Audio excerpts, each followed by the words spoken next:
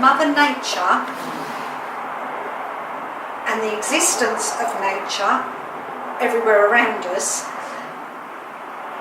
works perfectly fine without us. Okay? That's just something I've come up with.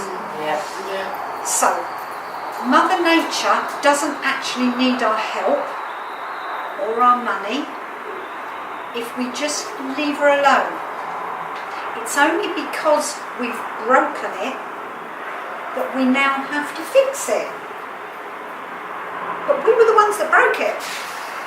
Because what we do is we look at nature and we say, no, that's wrong. No, that's wrong. No, I'm sure. And then the scientist in us, because we can't help pushing forward. But it's not that that's a bad thing, because who's going to say, well, you know, all this progress, all this science, you should stop trying to push forward. But we've cured some cancers. We've discovered penicillin.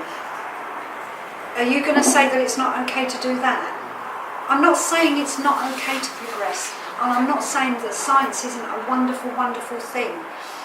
I'm just saying that it should be for the betterment, for progress, to help us all, not self-serving.